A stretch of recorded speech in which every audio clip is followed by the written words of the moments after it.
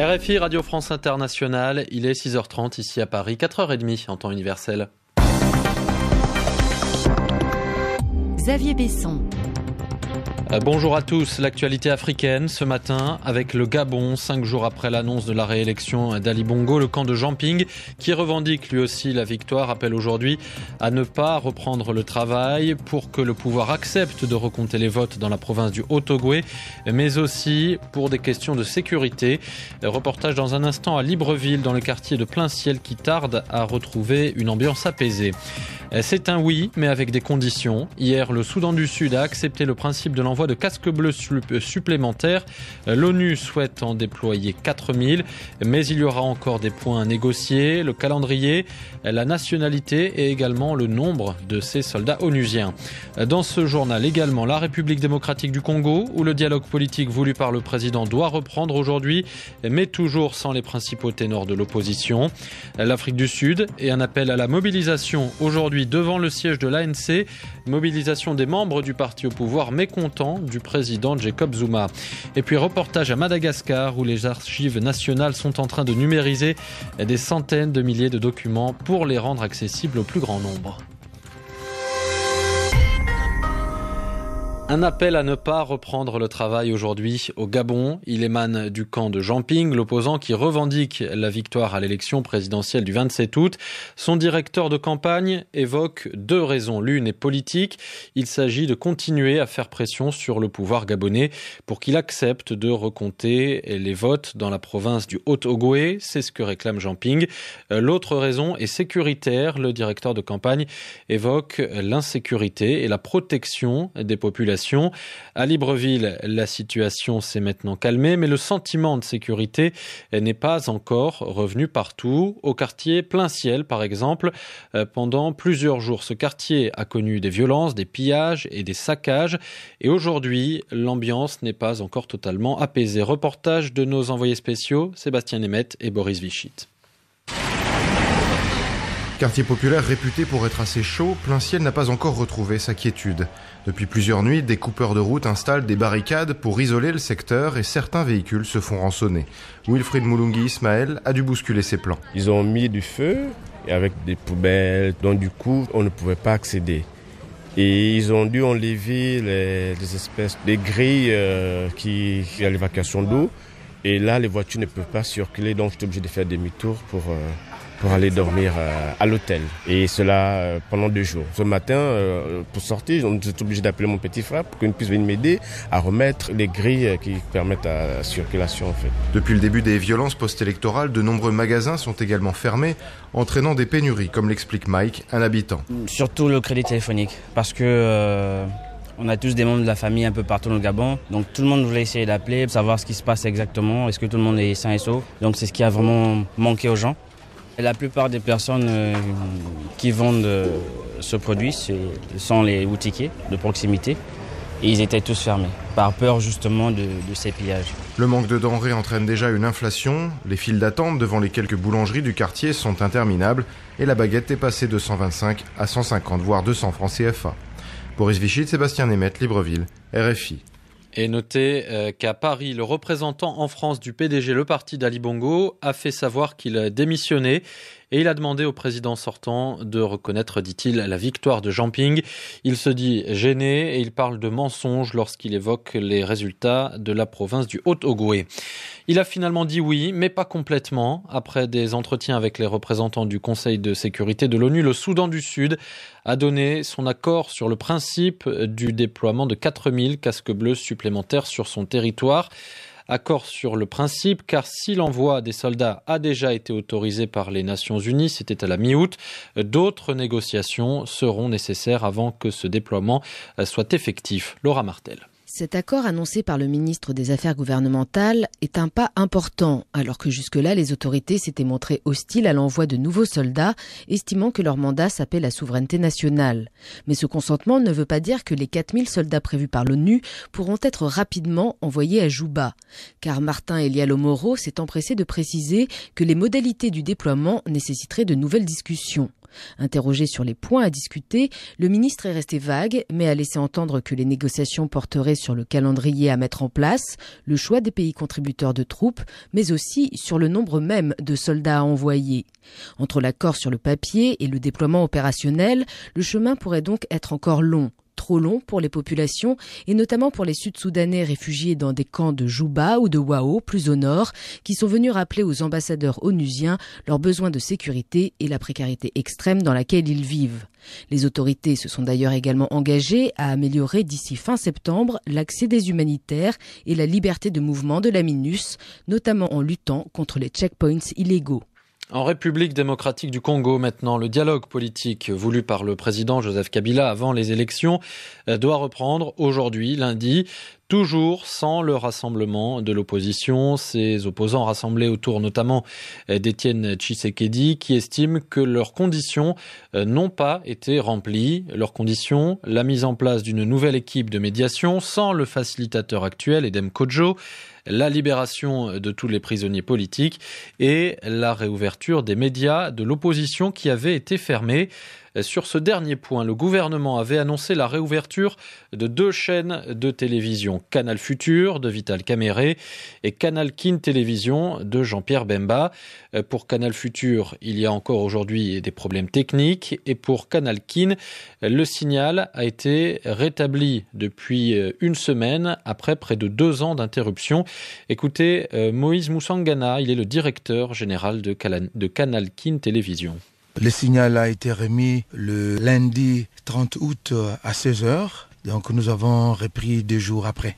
Donc depuis le 1er septembre, nous émettons. Nous avons été fermés le 16 janvier 2015 et on nous a rouvert le 30 août 2016, donc près de 20 mois. Il faut dire que le 20 mois, ça a été très dur d'abord pour mes agents et moi. Donc c'était une période très très douloureuse pour mon équipe et moi parce qu'on ne pouvait pas faire face à certaines charges. On a été obligé d'envoyer l'ensemble des agents en congé technique. Il faut dire que nous avons été fermés sans qu'il y ait une mesure, une décision à proprement parler. À telle enseigne que quand on devait me rouvrir au cabinet du ministre des Médias et de la Communication, on m'a demandé s'il y avait une décision de fermeture. Donc vous voyez, c'était une fermeture politique. Moïse Moussangana, le directeur général de Canal Kin Télévision, au micro de Kamanda Wakamanda Muzembe. Il est 6h37 à Kigali. Le but, c'est de mettre en valeur le continent africain pour y attirer les investisseurs. Aujourd'hui s'ouvre dans la capitale rwandaise la 3e édition du sommet mondial sur l'investissement en Afrique. Et c'est la première fois que ce sommet se tient sur le continent. D'habitude, c'est à Londres. 1 millier de participants sont attendus à Kigali sur les 2 prochains jours. Et c'est une opportunité aussi pour le pays hôte, le Rwanda, qui mise sur le développement du tourisme d'affaires. Stéphanie Aglietti. Après le Forum économique mondial pour l'Afrique en mai ou encore le sommet de l'Union africaine en juillet, c'est au tour du sommet mondial sur l'investissement en Afrique de prendre ses quartiers à Kigali. Depuis plusieurs années, le Rwanda investit massivement dans ses infrastructures afin d'attirer le tourisme d'affaires et de conférences, avec pour ambition de faire du pays des 1000 collines un centre névralgique régional pour l'événementiel. Inauguré en juillet, le Kigali Convention Center avec son hôtel 5 étoiles et sa salle de conférence de 2600 places en est l'un des exemples les plus frappants. D'ici décembre 2018, le Rwanda devrait aussi être doté d'un second aéroport international d'une capacité d'accueil de 1,7 million de passagers par an. Une stratégie payante. En 2015, 1,3 million de visiteurs se sont rendus au Rwanda, dont 30% pour affaires. Les revenus générés par le tourisme sont passés de 318 millions de dollars en 2015 à 400 millions de dollars cette année. Stéphanie Aglietti, Kigali, RFI. Les tensions internes s'affichent désormais publiquement en Afrique du Sud au sein de l'ANC, le parti au pouvoir. Après les revers subis lors des élections municipales du début du mois d'août, où le parti du président Jacob Zuma a notamment perdu les mairies de Johannesburg, de Pretoria et de Port Elizabeth, certains membres de l'ANC réclament désormais la démission de Jacob Zuma et un appel à la mobilisation a été lancé pour ce lundi matin devant le quartier général du parti à Johannesburg. Tandiwe Katié. Dès ce dimanche, en plein centre de Johannesburg, des blindés de police et des barbelés ont été mis en place devant la maison mère de l'ANC en prévision de la marche prévue ce lundi matin. Un rassemblement organisé par des hommes et des femmes qui se définissent comme un groupe de membres de l'ANC préoccupés. Occupy Luthuli House, prendre possession du QG de l'ANC, la Luthuli House. Le lieu est symbolique pour ceux qui réclament la démission du président Zuma et de son comité exécutif national après l'échec des élections municipales. Parmi ces dissidents qui jettent un pavé dans la mare et le font savoir médiatiquement, il y a l'ancien président du conseil des étudiants de l'université de Wits dans la province du Gauteng ou encore un ex-leader de la Ligue des jeunesses de l'ANC. Face à leur requête, les réactions ont été vives du côté des partisans du chef de l'État. Mlondi Mkhize, le porte-parole de l'ANC, a condamné cet appel à la mobilisation. Il a parlé de volonté de mettre le chaos. Il a ajouté que les gens ont le droit de manifester, mais en aucun cas ils ne pourront occuper le quartier général. Cela n'arrivera jamais, a-t-il déclaré. Au cours d'une conférence de presse organisée il y a 2 jours par le mouvement Occupy Luthuli House, 3 hommes de la Ligue de la jeunesse ANC de Pretoria ont fait irruption dans la salle. Ils ont arraché le micro de l'intervenante et déclaré qu'ils n'avaient pas le droit de s'adresser au public au nom du parti. Tandi Wekatier, Johannesburg, RFI. C'est un procès non pas contre les agresseurs, mais contre ceux qui ont laissé faire. Au Kenya, les dernières audiences viennent d'avoir lieu et devraient reprendre dans 2 mois. À la haute cour de Nairobi, 6 femmes et 2 hommes poursuivent l'État kényan. Ils l'accusent de ne pas être venus à leur secours quand ils ont subi des agressions sexuelles lors des violences qui ont suivi l'élection présidentielle de 2007. Michel Arsenault. C'est de l'histoire ancienne, sauf pour les victimes. Après le scrutin de 2007, au moins 900 Kenyans ont été agressés sexuellement. Des femmes ont été violées, des hommes circoncis contre leur gré. 8 victimes ont porté plainte, il y a 3 ans déjà, contre le ministre de la Justice, le procureur général et le chef de la police nationale, entre autres. La poursuite soutient que les autorités n'ont rien fait pour porter assistance à des personnes qu'elles savaient en danger. Selon leurs avocats, l'État kényan avait pourtant l'obligation légale de le faire. Ce procès est le dernier espoir des victimes déçues par la Cour pénale internationale qui a accusé le président Kenyatta et son vice-président William Ruto de crimes contre l'humanité avant d'abandonner les poursuites. Si elles ont gain de cause, les victimes espèrent des excuses officielles et des dédommagements. Le président Kenyatta s'est excusé l'an dernier devant le Parlement pour des injustices historiques remontant aux années 1980, y compris la violence qui a suivi le scrutin de 2007. Mais il ne s'est jamais adressé spécifiquement à ces victimes qui n'ont jamais été indemnisées. On y trouve des documents très rares et en très bon état, des documents qui datent d'avant 1896, d'avant la colonisation de Madagascar par la France.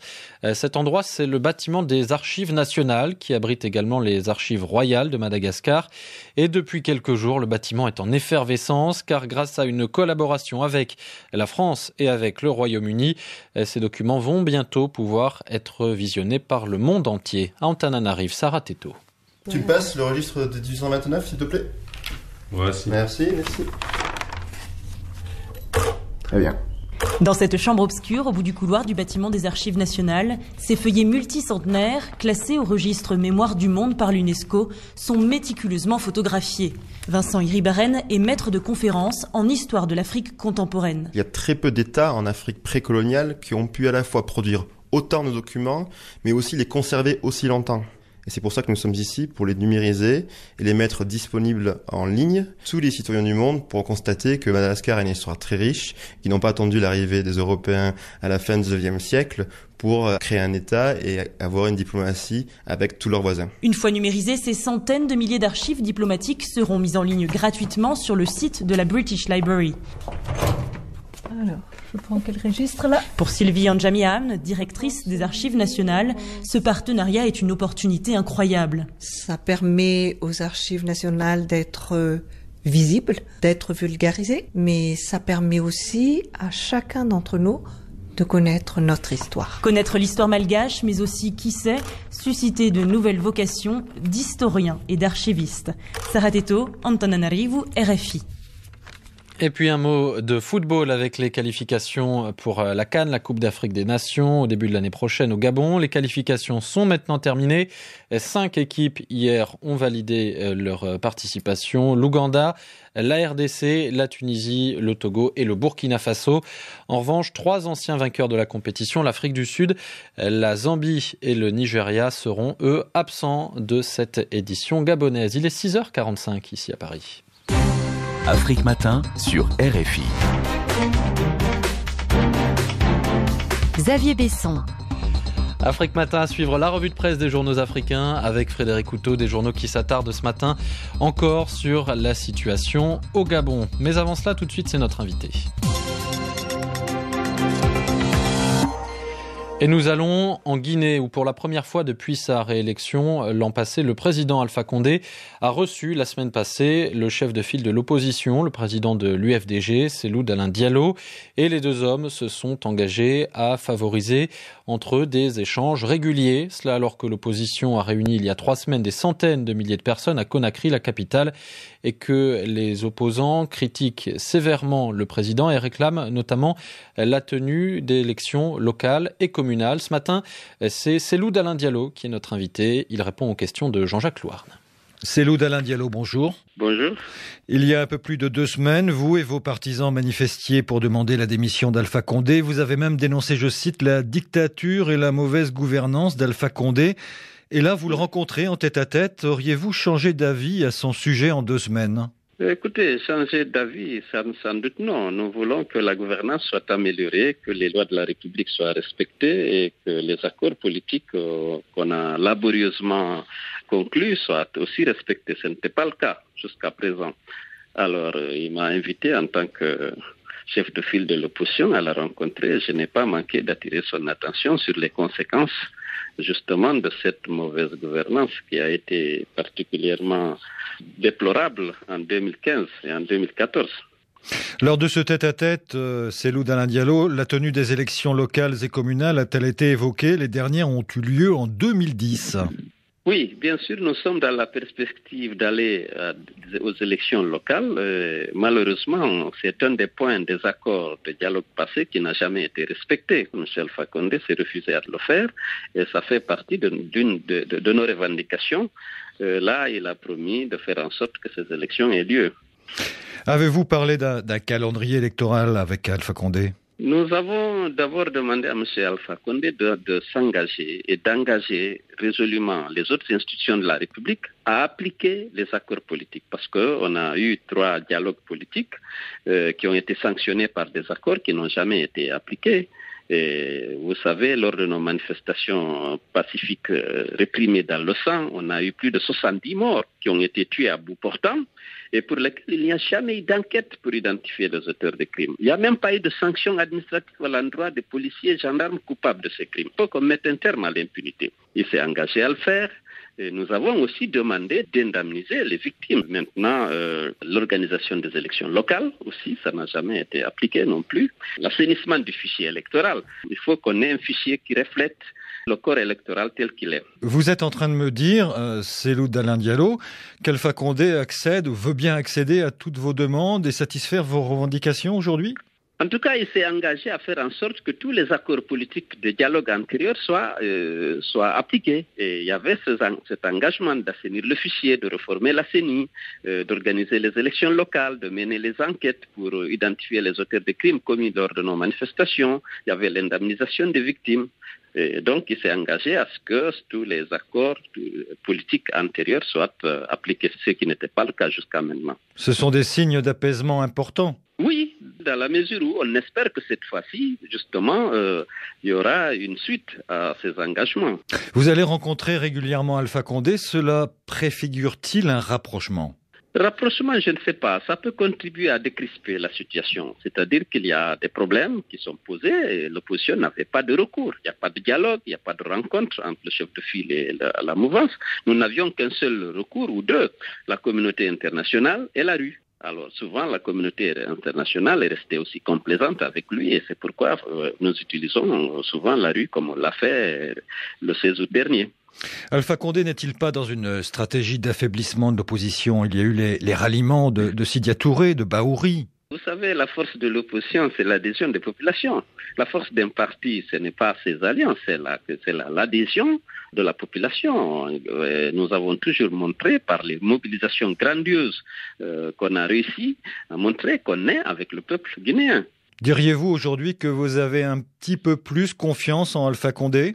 Écoutez, ça dépendra de la suite qu'il va donner à ses propres engagements. Parce que c'est ça, la crise de confiance est née de l'inobservation, de la non-application des engagements qui ont été pris et aussi parfois de la Constitution et des lois de la République. S'il s'engage résolument dans cette voie, naturellement, il y aura des crispations, les tensions vont baisser et puis on va peut-être aller vers une collaboration plus fructueuse pour la démocratie et pour l'amélioration des conditions de vie des citoyens. Donc la balle est dans son camp. La balle est dans son camp. Privilégions, nous préférons le dialogue à la rue, puisque la rue, je vous ai dit qu'on a perdu plus de 70 militants qui ont été tués dans ces manifestations pacifiques. S'il y a le dialogue, nous préférons aplanir nos divergences autour de la table que d'aller dans la rue. Mais s'il n'y a pas de dialogue de bonne foi, naturellement, les manifestations pacifiques constituent un droit consacré par la Constitution seront utilisées. Cellou Dalein Diallo, merci. L'opposant guinéen Cellou Dalein Diallo, l'invité ce matin de Jean-Jacques Louarn. L'essentiel de l'actualité internationale de ce lundi 5 septembre en Syrie avec le soutien de la Turquie qui a lancé une intervention militaire il y a 10 jours maintenant. Des rebelles ont chassé le groupe État islamique des dernières positions qu'il occupait le long de la frontière turque. En parallèle, à Alep, le régime syrien assiège à nouveau les quartiers rebelles après s'être emparé de 3 académies militaires tombées il y a un mois aux mains des insurgés. Le sommet du G20 qui s'achève aujourd'hui dans l'est de la Chine. Le président chinois Xi Jinping a appelé hier les dirigeants des grandes puissances à répondre aux pressions négatives, dit-il, pesant sur l'économie mondiale en coordonnant davantage leur politique et en évitant le protectionnisme. Et puis, en Allemagne, un an après la décision d'Angela Merkel, la chancelière, d'ouvrir le pays aux réfugiés, le parti populiste anti-migrant AfD a remporté hier un succès électoral important dans le land de Mecklembourg-Poméranie occidentale, une région de l'ex-RDA à la frontière polonaise dans l'est de l'Allemagne donc, région où la chancelière avait entamé sa carrière politique après la chute du mur de Berlin.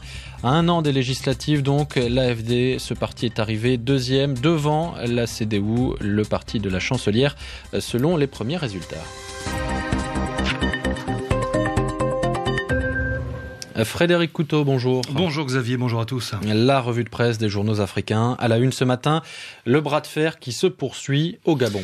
Oui, Jean Ping continue de remuer ciel et terre pour obtenir gain de cause. Il se considère comme le vainqueur de l'élection présidentielle du 27 août et en appelle à la France, à l'Europe ou encore aux États-Unis. Ali Bongo, lui, s'appuie sur les résultats officiels du scrutin. À Libreville et à Port-Gentil, les violences ont baissé d'un cran, mais la tension est toujours perceptible. Dans les médias gabonais, silence radio, le journal L'Union, très favorable au pouvoir, n'est pas paru depuis mercredi dernier. Nous avons fait l'objet d'un incendie. Nous ne pouvons pas travailler, a indiqué à l'AFP son directeur de la publication. Les locaux de 2 télévisions privées, Radio-Télévision Nazareth RTN et Télé Plus, ont aussi été attaqués. Qui plus est, Internet est toujours coupé dans le pays et les sites d'information gabonais n'ont pas pu être renouvelés. Et c'est d'ailleurs donc dans la presse du continent qu'il faut chercher des informations et des commentaires sur la situation au Gabon. Lendemain douloureux d'une élection contestée, aux résultats controversés, s'exclame le site d'information Guinée-Conakry Info avec en terrible malus 2 présidents dont l'un autoproclamé et l'autre officiellement déclaré.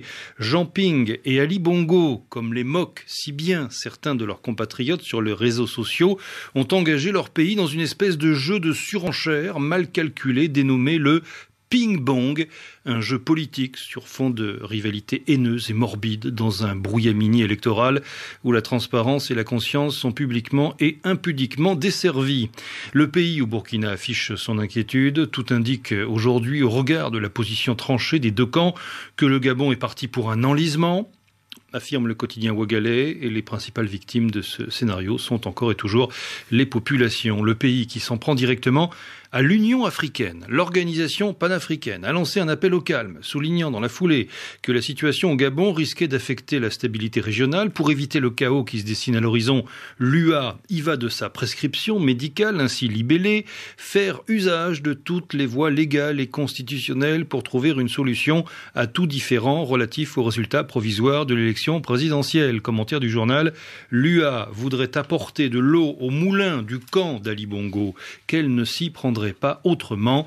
Cette organisation, comme un chien, ne changera jamais sa façon de s'asseoir de manière invariable. Elle a toujours pris le parti de l'arbitraire et de l'imposture contre la démocratie, dénonce le journal, et c'est pour cela qu'elle ne se fait aucun scrupule à être pilotée par des antidémocrates primaires. Le site d'information lejelly.com en Guinée, Frédéric s'en prend directement au président réélu. Bien qu'ayant la majorité de ses compatriotes contre lui, Ali Bongo n'entend pas partir, s'exclame Lejelly. Les Gabonais ont fait leur choix, mais lui s'en fout éperdument.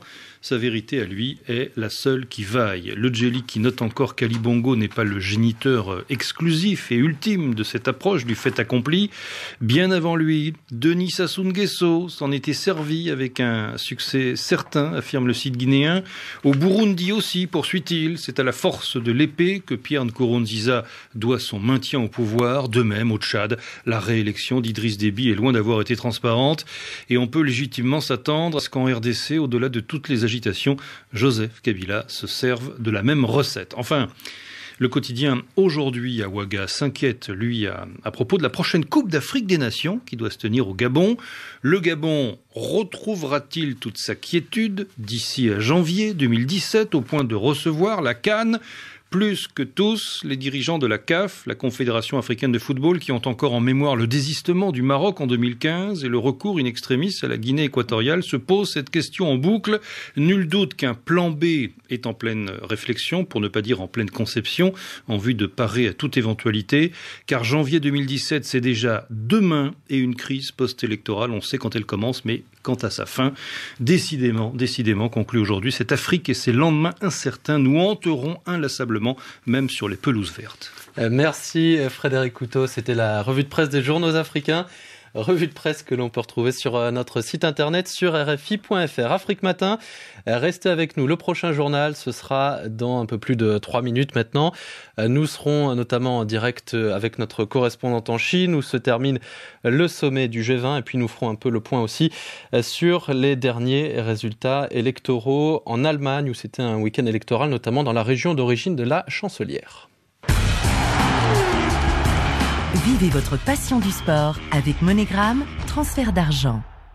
Et avec Hugo Moissonnier. Bonjour Hugo. Bonjour Xavier, bonjour à tous. Du football, tous les qualifiés pour la CAN 2017 sont désormais connus. Et les 5 derniers billets pour le Gabon ont été validés hier à l'occasion de la 6e et dernière journée des éliminatoires. Le Togo termine parmi les 2 meilleurs deuxièmes à l'issue de son parcours dans le groupe A. Une poule dominée par la Tunisie qui s'est qualifiée en dominant largement le Libéria 4-1. Large vainqueur de Djibouti 5-0 à Lomé de leur côté. Les éperviers en ont profité pour prendre la place de dauphin grâce à Bossou, Dosevi, Laba et Agbeniadan, lui auteur d'un doublé. Joie mesurée tout de même pour la star de l'équipe, Emmanuel Adebayor.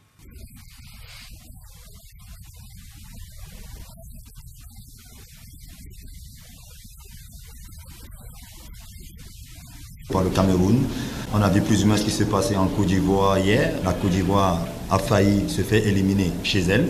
Officiellement, il paraît qu'on est qualifié, tant mieux. Maintenant, on a beaucoup de choses à corriger. J'ai confiance en l'entraîneur. Je suis content de faire partie encore des joueurs qui ont donné cette qualification au Togo. Et les Togolais permettront à Claude Leroy de disputer sa 9e CAN aux dépens de l'Éthiopie et surtout du Bénin. 2 deuxièmes de groupe à 11 points également.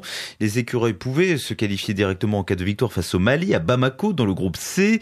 Au final, ils s'inclinent lourdement 5-2 et en raison d'une différence de but de seulement +2, ils laissent les Togolais qui eux terminent à +7 embarqués pour le Gabon. Le dépit de l'attaquant béninois Steve Mounier. C'est une très grande déception. Voilà, on était venu pour chercher un résultat et pour se qualifier pour cette CAN. Là aujourd'hui, perdre comme ça nous fait très mal et voilà, on est très déçus. Comment vous expliquez cette défaite? Il n'y a pas à expliquer cette défaite. On prend 2 buts en première mi-temps, 2 buts cacahuètes, je veux dire.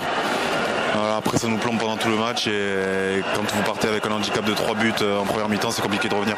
Maintenant, tout ce qu'on retiendra, c'est qu'on n'est pas qualifié pour la CAN. Et l'autre meilleur deuxième, Hugo, c'est l'Ouganda, qualifié en compagnie du Burkina Faso dans le groupe D. Les étalons disputeront leur 5e CAN consécutive. Ils se sont imposés hier 2-1 face au Botswana à Ouaga au terme d'un match épique sous la pluie et le vent à 10-9. Le Burkina a attendu la dernière des 9 minutes de temps additionnel pour inscrire le but de la victoire, signé Banu Diawara. De son côté, l'Ouganda a battu les Comores 1-0. Enfin, la République démocratique du Congo sera du voyage elle aussi. Les Léopards 3e de la CAN 2015 n'ont pas tremblé dans le match décisif de la poule B face à la Centrafrique à Kinshasa. Succès 4-1. Merci Hugo Moissonnier, c'était le journal des sports. Tout de suite, dans 15 secondes maintenant sur RFI, c'est un nouveau journal. Le journal des sports Afrique vous a été proposé par MoneyGram Transfert d'argent. Plus de 30 000 points de vente MoneyGram à votre service partout en Afrique. MoneyGram, le lien qui vous rapproche.